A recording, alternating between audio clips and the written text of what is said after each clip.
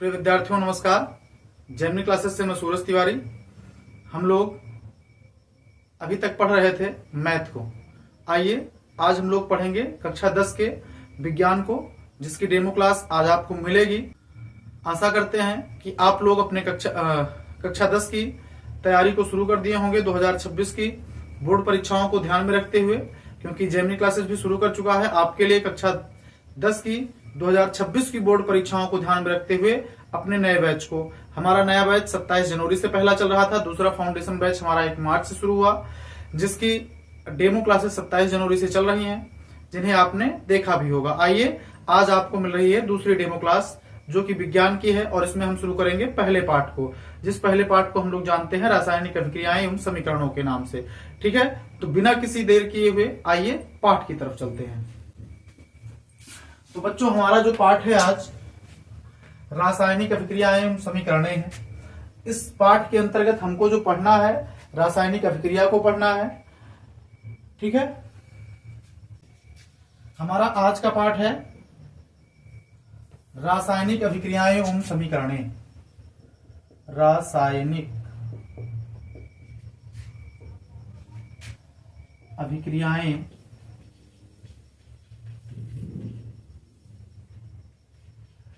एवं समीकरणें। ठीक है, ये हमारे पाठ का नाम है।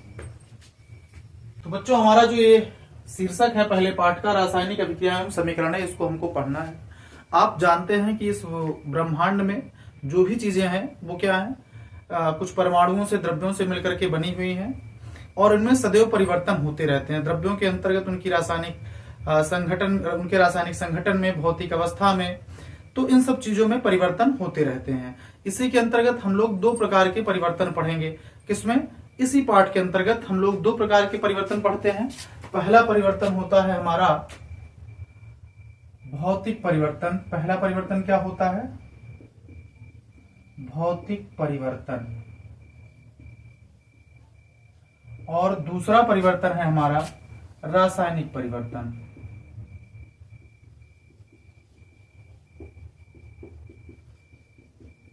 ठीक है, रासायनिक अभिक्रिया पढ़ने के लिए हमको 2 चीजों को पढ़ना है कि जो हमारा ब्रह्मांड है उसमें 2 प्रकार के परिवर्तन होते हैं। पहला एक भौतिक परिवर्तन, दूसरा है रासायनिक परिवर्तन। तो ठीक है, आइए इन दोनों में से सबसे पहले हम लोग स्टार्ट करते हैं भौतिक परिवर्तन को पढ़ने को। ठीक, तो हमको देखना क्या है? भौतिक परिवर्तन।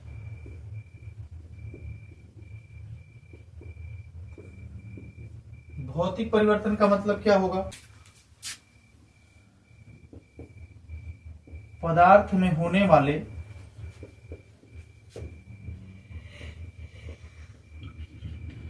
वे परिवर्तन, पदार्थ में होने वाले वे परिवर्तन जिनमें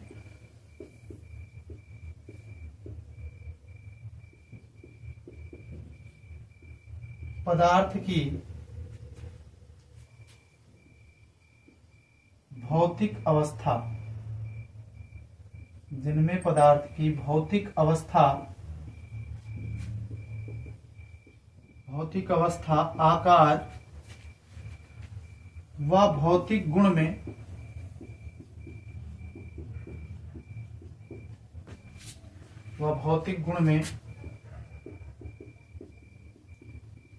परिवर्तन होता है,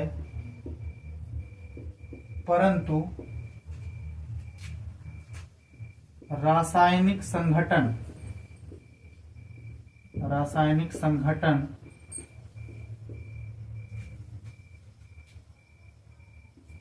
व द्रव्यमान में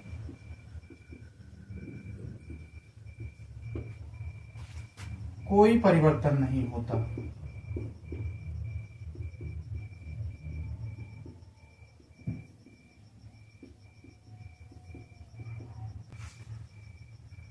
ना ही कोई नया पदार्थ बनता है।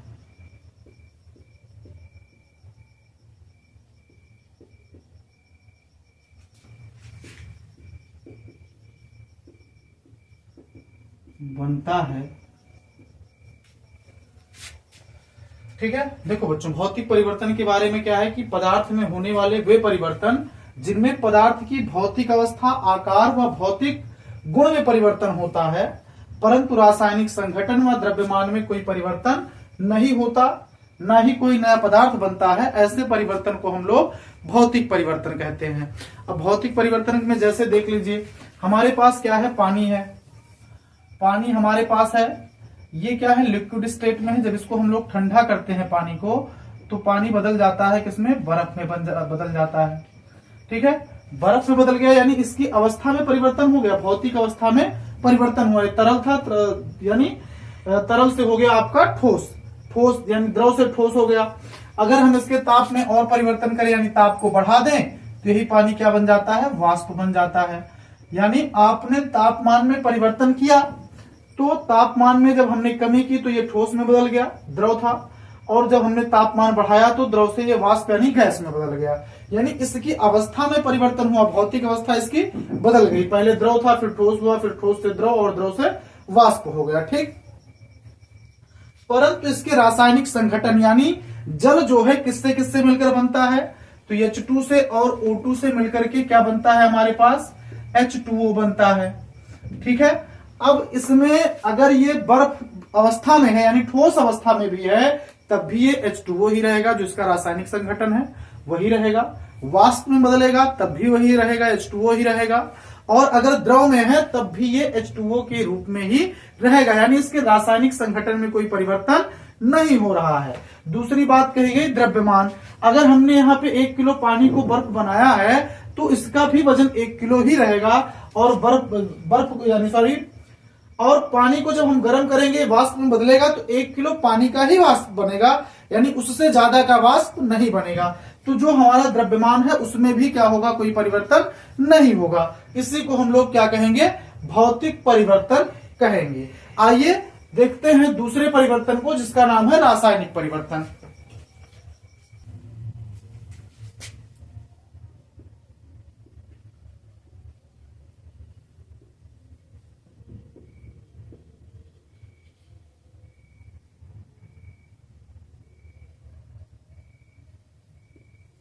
ये हो गया हमारे पास रासायनिक परिवर्तन। भौतिक परिवर्तन में हमने पढ़ा था कि रासायनिक संघटन और द्रव्यमान में कोई परिवर्तन नहीं होता है, लेकिन रासायनिक परिवर्तन में वो क्रियाएं होंगी। ठीक है, तो इसके बारे में हम लोग क्या कहेंगे, इसके बारे में हम लोग कहेंगे पदार्थ में होने वाला वह परिवर्तन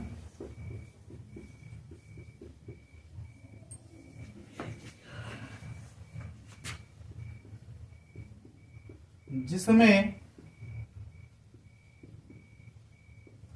पदार्थ के रासायनिक संघटन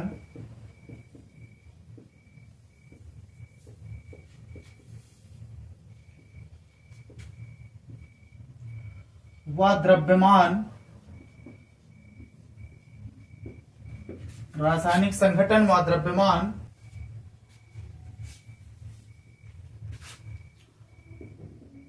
परिवर्तित होकर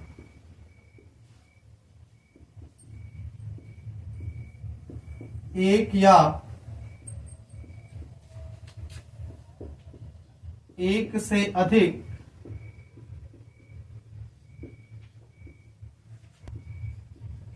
नए पदार्थ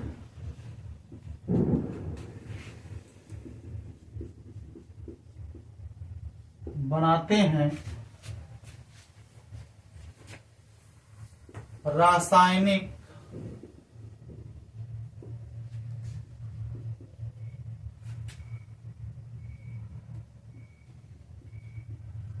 परिवर्तन कहलाता है।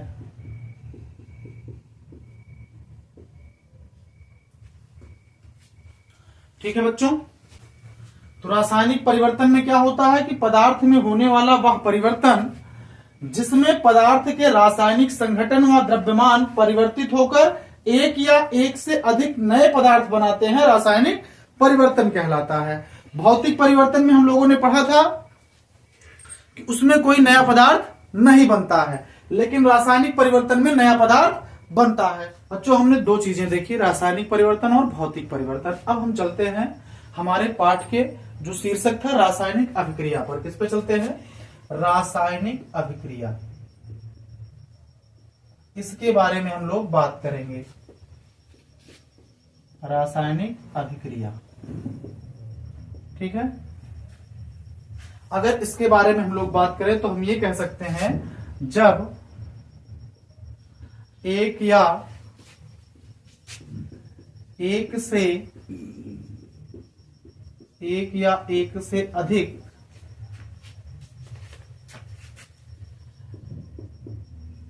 पदार्थ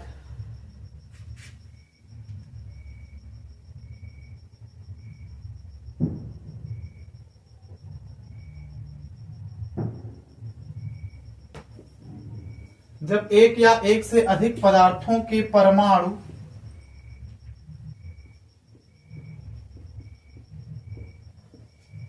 पुनर्व्यवस्थित होकर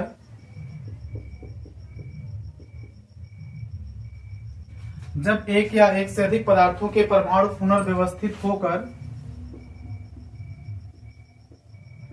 एक या एक से अधिक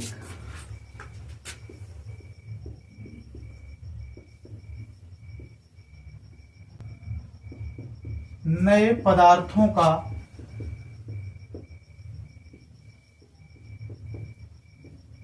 निर्माण करते हैं,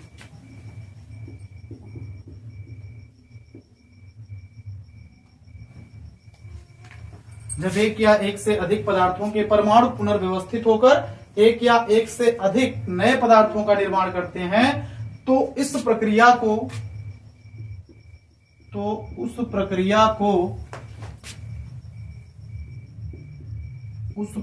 को रासायनिक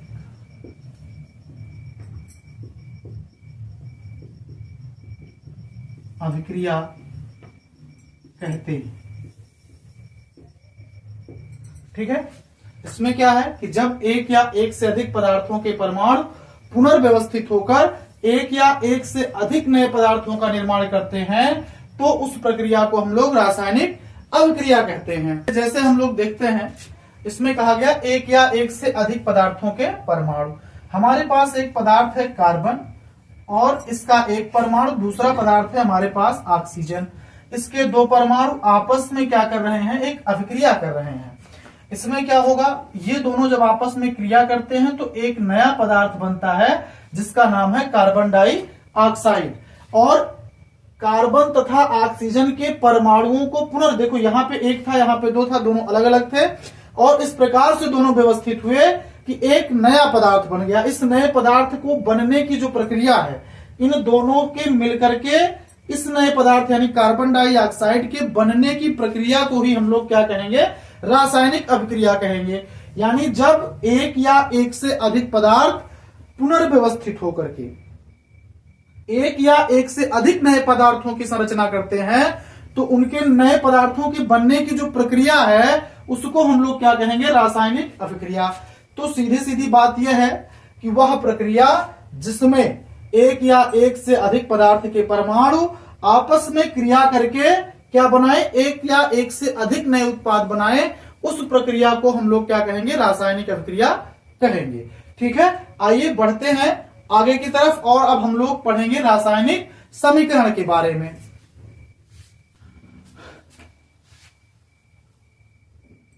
रासायनिक अभिक्रिया के बाद हमारे पास जो आता है अगला पॉइंट, वो है रासायनिक समीकरण।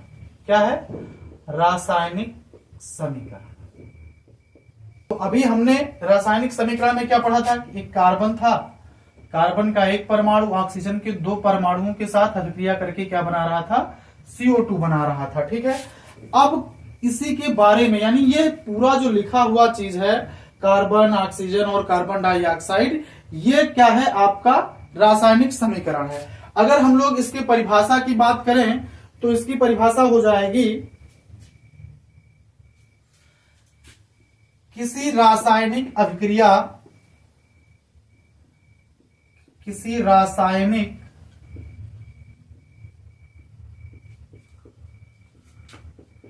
अभिक्रिया को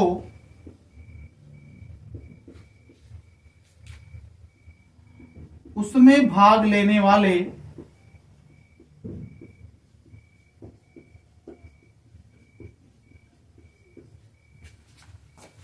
किसी रासायनिक अभिक्रिया को उसमें भाग लेने वाले पदार्थों के सूत्रों व संकेतों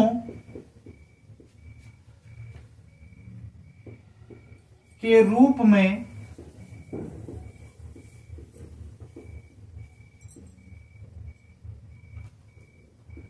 व्यक्त करने की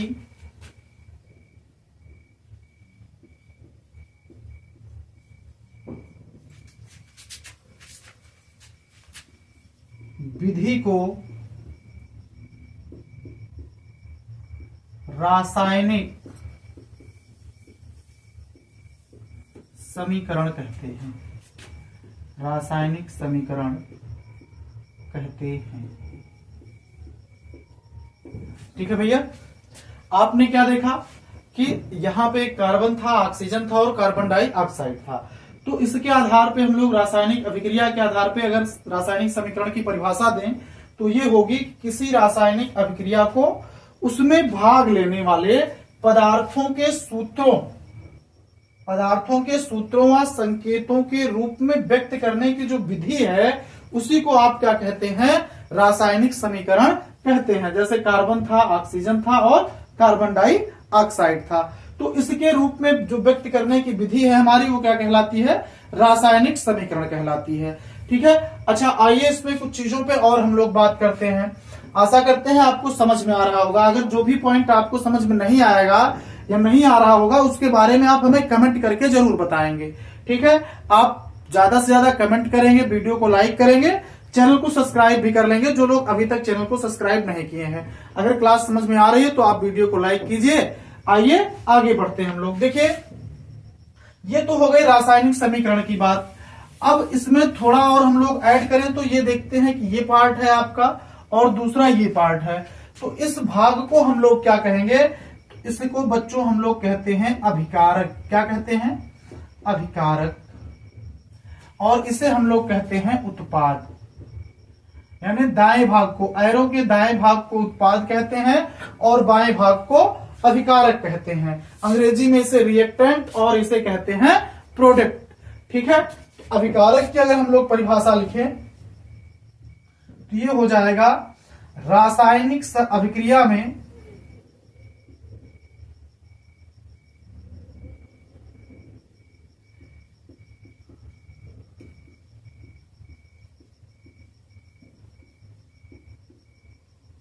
भाग लेने वाले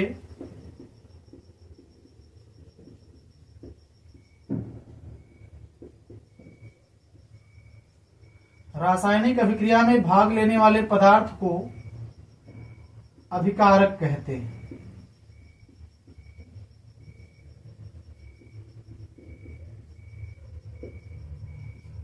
ठीक है, उत्पाद क्या है, रासायनिक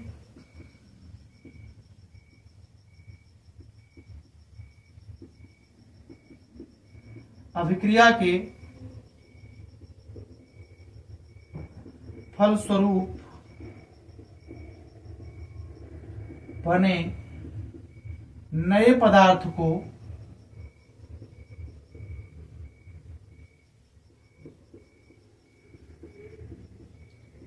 उत्पाद कहते हैं। ठीक है, यानी रासायनिक अभिक्रिया में जितने भी भाग लेने वाले पदार्थ हैं वो सारे पदार्थ आपके क्या कहलाएंगे, अभिकारक कहलाएंगे। और रासायनिक अभिक्रिया के बाद जो नया पदार्थ बनेगा उसे हम लोग क्या कहेंगे, उत्पाद कहेंगे। तो इसमें कार्बन और ऑक्सीजन क्या है, अभिकारक हैं। ये दोनों अभिकारक हैं।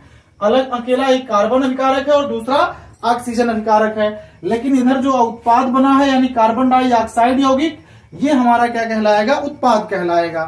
ठीक है, इसमें एक पार्ट और आता है हमारे बीच अभिकारक और उत्पाद के बीच में, उसे हम लोग कहते हैं उत्प्रेरक।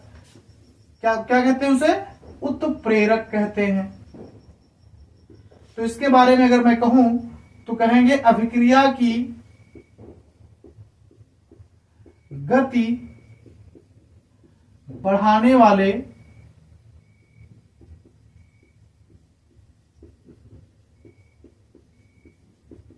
पदार्थ उत्प्रेरक कहलाते हैं।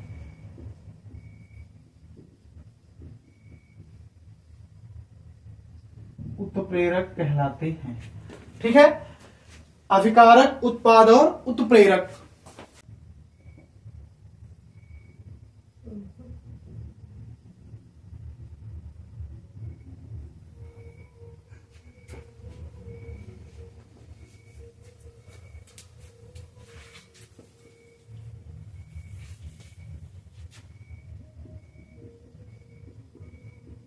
अभिक्रिया की गति बढ़ाने वाले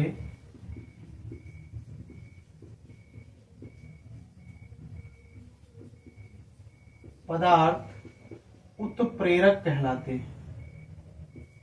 उत्प्रेरक कहलाते हैं।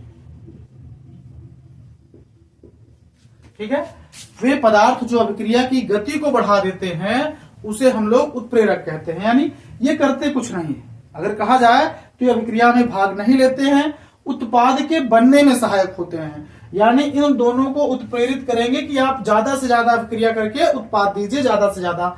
जैसे आप लोग गांव में देखते हैं ना, कुछ लोग ऐसे होते हैं जो लड़ाई में भाग नहीं लेते लेकिन दो पक्षों को लड़वा जरूर देते हैं। उन्हीं को अभिक्रिया की भाषा में या विज्ञान की भाषा में ऐसे लोगों को उत्प्रेरक कहा जाता है, जो खुद तो कुछ नहीं करते हैं दोनों पक्षों में, लेकिन दोनों पक्षों को लड़ाने में या दोनों पक्षों की, यानी जैसे यहां पे हम देखें तो ये हमारे पास दो अभिकारक हैं, कार्बन है, ऑक्सीजन है। इनको अभिक्रिया के लिए खूब उत्प्रेरित करेंगे जिससे ज्यादा से ज्यादा मात्रा में क्या बने, कार्बन डाइऑक्साइड बने। गांव में भी वो आदमी क्या करता है कि दोनों लोगों को लड़ाने का प्रयास करता है, यानी जिससे दोनों लोगों के बीच मारपीट हो ही जाए, और ऐसे में वो किसी के साथ खड़ा नहीं होता है। उसी को ही हम लोग क्या कहेंगे, विज्ञान की भाषा में उत्प्रेरक कहेंगे। ठीक है, आइए आगे बढ़ते हैं। देखिए बच्चों, हमारा अगला टॉपिक है रासायनिक अभिक्रियाओं का। रासायनिक अभिक्रियाओं का निरूपण। ठीक है, इसके बारे में हम लोग कल पढ़ेंगे, यानी वीडियो के अगले भाग में। आज की क्लास हमारी यहीं तक रहेगी, जहां तक हमने पढ़ा रासायनिक अभिक्रियाओं का निरूपण हम लोग कल पढ़ेंगे। आज हम लोगों ने जो जो पढ़ा उसको एक बार फास्ट रिवाइज कर लेते हैं। तो सबसे पहले बच्चों हमने पढ़ा भौतिक परिवर्तन। क्या पढ़ा? भौतिक परिवर्तन। और इसमें आपने ये जाना कि वह प्रक्रिया जिसमें भौतिक अवस्था, आकार व भौतिक गुणों में परिवर्तन होता है लेकिन कोई नया पदार्थ नहीं बनता है, उसे भौतिक परिवर्तन कहते हैं। फिर दूसरा पॉइंट आपने पढ़ा इसमें रासायनिक परिवर्तन। क्या पढ़ा? रासायनिक परिवर्तन। इसमें आपने देखा कि पदार्थ के रासायनिक संघटन, द्रव्यमान में परिवर्तन होता है और एक या एक से अधिक पदार्थ आपस में क्रिया करके एक या एक से अधिक नए पदार्थ बनाते हैं। उस प्रक्रिया को आप रासायनिक परिवर्तन कहते हैं। फिर रासायनिक परिवर्तन के बाद हमने पढ़ा रासायनिक समीकरण। हमने क्या पढ़ा? रासायनिक समीकरण। रासायनिक समीकरण के बारे में आपने ये जाना कि रासायनिक अभिक्रिया में जो भी पदार्थ भाग लेते हैं उनको उनके सूत्रों के रूप में प्रदर्शित करने की विधि, सूत्रों या संकेतों के रूप में प्रदर्शित करने की विधि रासायनिक समीकरण कहलाती है। और रासायनिक समीकरण के ही आपने दो पार्ट पढ़े। इसमें जैसे आपने एक पार्ट पढ़ा अभिकारक, इसके दो हिस्से थे। क्या था? एक अभिकारक था और दूसरा था उत्पाद। अभिकारक के बारे में हम लोग ये कहते हैं कि रासायनिक अभिक्रिया में भाग लेने वाले पदार्थ अभिकारक कहलाते हैं। उत्पाद के बारे में तो रासायनिक अभिक्रिया के फलस्वरूप जो नया पदार्थ बनता है उसे हम लोग क्या कहते हैं? उत्पाद कहते हैं। ठीक इसी प्रकार हमने एक और पॉइंट पढ़ा जिसे हम लोग कहते हैं उत्प्रेरक। वे पदार्थ जो रासायनिक अभिक्रिया की गति को बढ़ा देते हैं, यानी रासायनिक अभिक्रिया में वो पूर्ण रूप से सम्मिलित नहीं होते हैं और अभिक्रिया के बाद वो अलग हो जाते हैं। लेकिन उनका काम क्या है कि उनकी सहायता से हमें ज्यादा से ज्यादा उत्पाद मिलता है, वो कहलाते हैं उत्प्रेरक। तो आज की क्लास में हमने अपने 1, 2, 3, 4, 5 और 6 टॉपिक क्लियर किए। रासायनिक भौतिक परिवर्तन, रासायनिक समीकरण, अभिकारक, उत्पाद और उत्प्रेरक। अब आगे जो हमारा पॉइंट आता है वो है रासायनिक अभिक्रिया का निरूपण। तो रासायनिक अभिक्रिया को प्रदर्शित कैसे करते हैं, जहां पे आप पढ़ेंगे कल रासायनिक समीकरण में संतुलित रासायनिक समीकरण, असंतुलित रासायनिक समीकरण को संतुलित करना, ये सब हम पढ़ेंगे अगली क्लास में। आज की क्लास हम लोगों की यहीं पर समाप्त होगी। अगर क्लास आपको पसंद आई है तो आप क्लास को लाइक करें, चैनल को सब्सक्राइब करें, अपने मित्रों में शेयर करें। हाँ, ये आपकी डेमो क्लास थी कक्षा 10 की जेमिनी क्लासेज की तरफ से। जेमिनी क्लासेज की कक्षाओं की यानी दूसरी फाउंडेशन बैच आपकी 27 फरवरी से शुरू है, जिसकी रेगुलर क्लासेज 1 मार्च से चल रही हैं। आप जल्दी से जल्दी, सीटें सीमित है, आकर के जुड़ सकते हैं। अपने 2026 की बोर्ड परीक्षा को ध्यान में रखते हुए एक अच्छे लेवल की तैयारी के लिए आप जुड़िए जेमिनी क्लासेज से। मिलते हैं अगले वीडियो में, तब तक के लिए नमस्कार, धन्यवाद।